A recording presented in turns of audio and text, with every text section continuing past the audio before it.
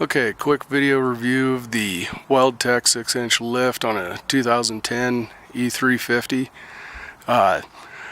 Overall, it took me about 10 hours beginning to end to install it. I was using all hand tools, no air tools. I had a friend of mine weld the brackets on.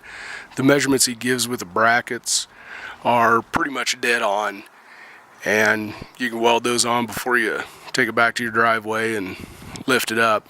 But overall, 100% satisfied. It does, rides like any vehicle that's been lifted and has big E-ply tires on it.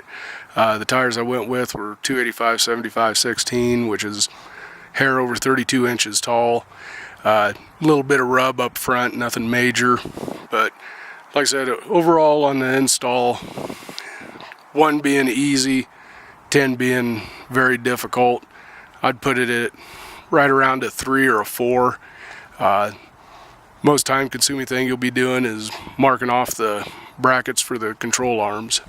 But see if I can't get a overall first step height.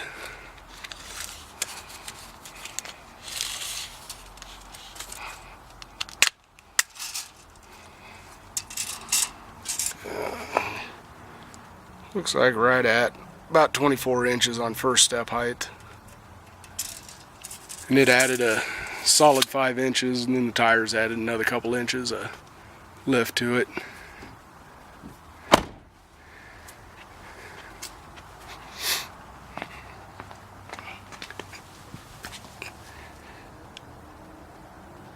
And that's just lift blocks in back. Kind of a pain in the ass to do those with hand tools. Those are awful long bolts to run nylocks down on. After the lift, I did re-gear it to a 430, which I'm extremely happy with. Gives it a little bit more than factory, and definitely feel the difference. I did go with 2-inch aluminum spacers all the way around. I know some guys get particularly passionate about the use of aluminum spacers, but I can honestly tell you, I've been driving the trails 20 plus years out here in Colorado and seen people do some pretty wild things with spacers, and I've never seen a spacer fail. I've seen people fail to do it right, but I've never seen a spacer itself fail. But this is the overall geometry. That is one thing I will note. I did add a steering stabilizer, take some of the bump steer out.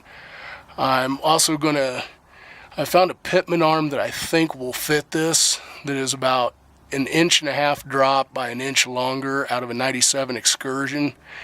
I'm going to try to put that on here in the next few weeks. Just give it a little bit better angle. All this stuff on here, brake lines, whatnot, doesn't have to be changed, but I'm going to change it just because I think it'd be a little bit better. But overall, like I said, definitely rides like a lifted 4-wheel drive vehicle. It's a little stiffer, a little rougher, but everything came together great on it.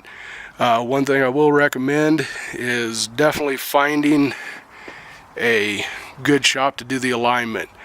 Any place like Brakes Plus, Firestone, any chain stores, those kids ain't got a fucking idea what they're doing.